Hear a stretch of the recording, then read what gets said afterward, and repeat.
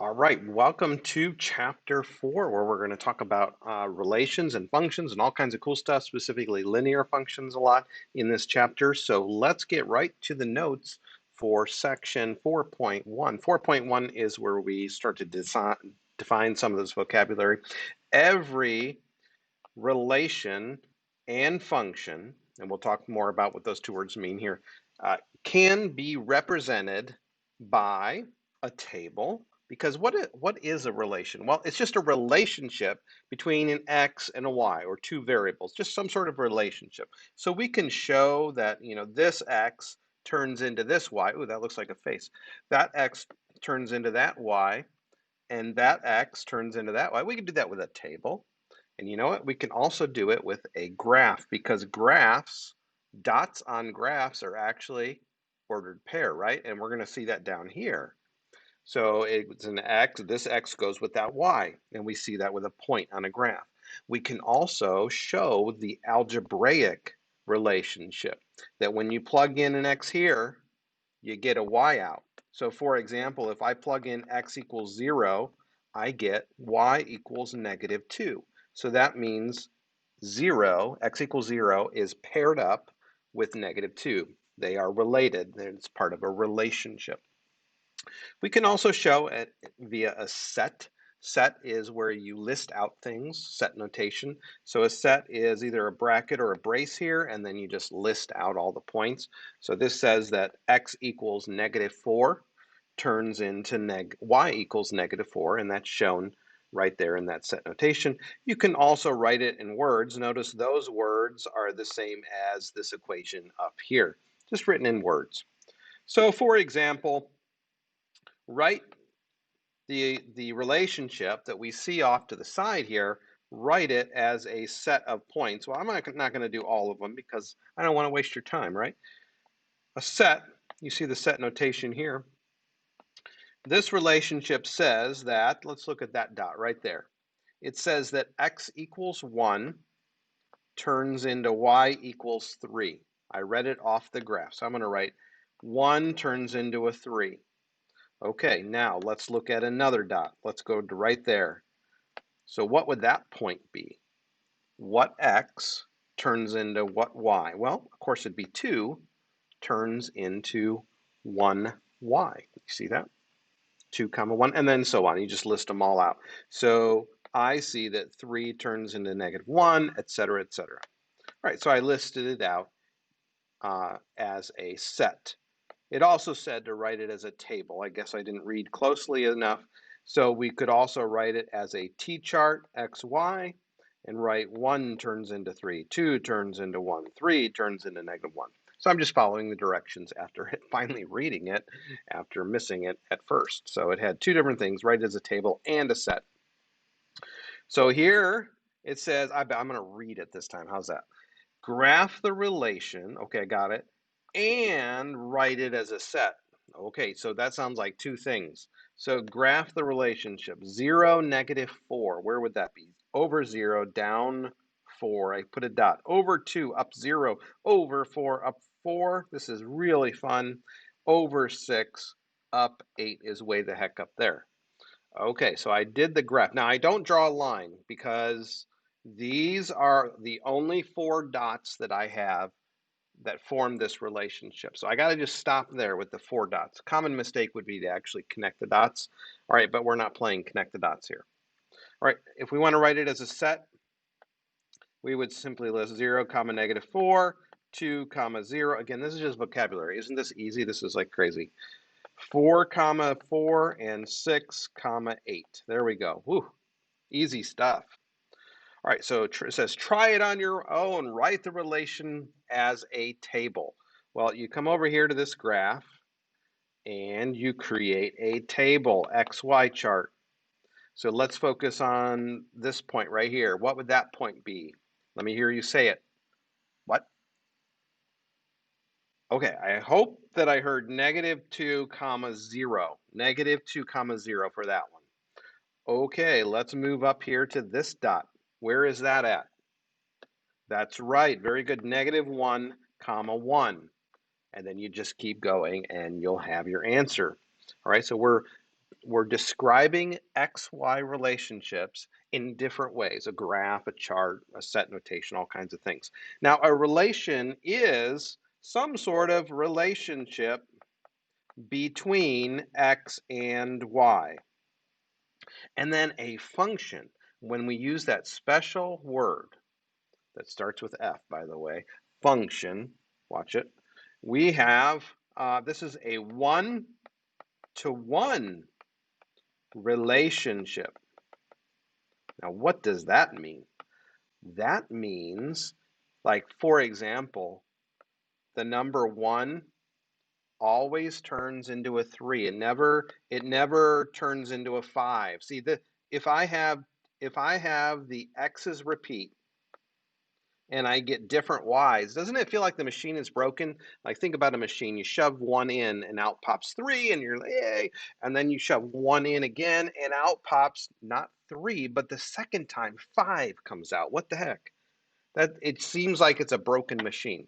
So this would be called a relation, but not a function. In order for it to be a function, it has to be one-to-one, a one-to-one relationship. So numerical representations, we already went over this. We could write ordered pair, right? Something comma something. We could do a T-chart for a table. We could draw a picture and show the graph. And symbolically, we can write an equation. Okay, that's algebra. So those are different ways to think about things. Now, I've been told before that I'm always supposed to nag you. N-A-G, numerical, algebraic, and graphical understanding of everything and how they all connect. Nag. So I'm supposed to continually nag you. That's what I learned, in school. So that's what I'm here to do. Okay, so switching gears a little bit, we learned that functions are special. Functions are special, just like all of you. You're all special.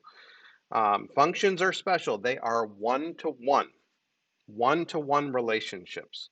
Okay, so sometimes they're so special that they came up with this special notation for it. This means we have a function and its name is going to be the letter f. So this would be given the function f. So when I say given the function f, you know it's one-to-one. All right, this would be given the function g. So why would we do this? Well, it's this way so that we could have like two different functions on the same graph and keep them straight. All right, so it's pronounced f of x, g of x. And what that means is f is made up of an x. Okay, the independent variable is an x, or g is made up of x. It's where you plug numbers in. You plug numbers in for x. You plug numbers in for x, and out pops what we usually call the y value, but we're not going to use the letter y. We can use f, g, or h. That just stands for a y value. So the domain is all the x values that can go into the function. The range is all the y values that happen or pop out, that come out of the function. Those are your vertical, your y values on it, okay? So let's look at this. This is called given a function. And you guys remember doing this in Algebra 2, I bet. Given a function f of x. And that function is defined right here. This is actually a parabola. It's called a quadratic if we were to graph it. But we don't need to know that right now. All we need to do is understand what this question is asking. It says substitute x equals 2 into our function. So let's do that. Everywhere I see an x, I'm going to put what? The number 2. Everywhere I saw an x up here, I am going to put the number 2 in. So this would be 4 plus 2 plus 5. That is 11. 11. So f of 2 is 11. And by the way, we could graph that. That would be the point 2 turns into 11. 2 comma 11. All right, so if we went to a graph, we'd go over 2, up 11, and put a dot. Okay, that's f of 2 equals 11. So all these things mean the same thing. F of 2 equals 11 is a point on a graph, is an ordered pair, it's a part of a t-chart, it's all the same thing. Now, what about f of -4? Let me make some room here so I can do this. F of -4, that means we're going to take our function f, which is, this is the function, right? I got it right up here. And what am I putting in this time? -4. So in goes -4. -4 times -4 is +16. Be very careful how you type that in the calculator. You need parentheses. -4 plus 5, that equals 17. So f of -4 is 17. So that's the answer. All right, so here's the trickiest thing, is we are putting x plus 2 into f. So let me go back to let me just do the same thing I did before, right? I said, hey, this is f.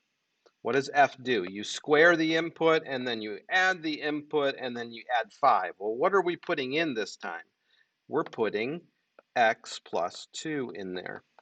So you could just leave your answer like that, or if you remember from Algebra 2 and Algebra 1, this equals this. And then you could combine like terms and get x squared plus 5x plus 11. That would be the best way to write the answer. But I think at this point, I would be absolutely thrilled with that answer up there, that you put x plus 2 in for x. So that's section 1, just getting our feet wet about functions and relations, but also this really cool thing called function notation. And there's like a gazillion CK12 problems I could do on that because that's a big topic. So function notation, make sure you're really comfortable with it. And I guess one thing I did not say is that this right here does not mean f times x. Those of you that had me in Algebra 2 remember me saying that, hopefully. It's not f times x. It means I have a function called f, and the input location is x.